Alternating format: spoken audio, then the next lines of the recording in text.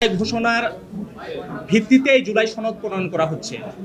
তখন কমিশন থেকে আমাদেরকে স্পষ্ট করে বলা হয়েছিল যে জুলাই সনদের সাথে জুলাই ঘোষণার কোনো ধরনের সম্পর্ক নেই। আপনারা আজকে দেখেছেন যে তারা আর্টিকেল 22-কে রেফারেন্স করেছে, যার আলোকে তারা সাংবিধানিক ঘোষণা দিতে পারবে।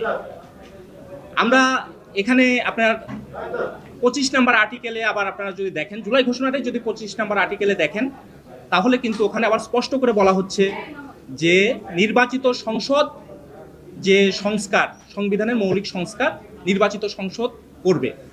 তাহলে 22 নম্বর আর্টিকেল এবং 25 নম্বর আর্টিকেলের মধ্যে কিন্তু একটা সাংঘর্ষিক অবস্থান আসছে। আমরা বলেছি যে এটাই যদি করতে হয় তাহলে তো জুলাই ঘোষণাকে সংশোধন করতে হবে, কারণ আপনারা জানেন যে গণভোটের বিধান আমাদের বর্তমান সংবিধানেও নেই, এবং যে জুলাই ঘোষণা কিছুদিন আগেই ঘোষণা করা হলো, সেই জুলাই ঘোষণাতেও গণভোটের বিষয়টা নেই। তাহলে এটা আসলে সাংবিধানিক ওয়েতে নিতে হলে এটা কিভাবে কার্যকর করবে, এটা আমাদের একটা কোয়ারির জায়গা ছিল। এবং আমরা এখানে যে প্রস্তাবনাগুলো নিয়ে আসা হয়েছে, সেই প্রস্তাবনাগুলোতে এই ধরনের সাংঘর্ষিক অনেক ধরনের এই অবস্থানগুলো আমরা দেখতে পাচ্ছি। আমরা মনে করি এই জায়গাগুলো স্পষ্ট করা দরকার।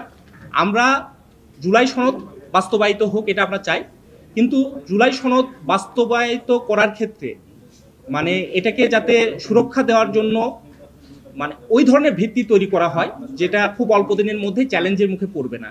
এটা আমাদের মূল কথা, কারণ একটা গণ অভ্যুত্থান এবং রাষ্ট্র সংস্কারের যে আকাঙ্ক্ষা, সেই আকাঙ্ক্ষা থেকে আমরা দীর্ঘদিন আলাপ আলোচনার মধ্য দিয়ে এই জুলাই সনদ নিয়ে আলোচনা করেছি এবং সেটা আমরা বাস্তবায়ন করতে চাই।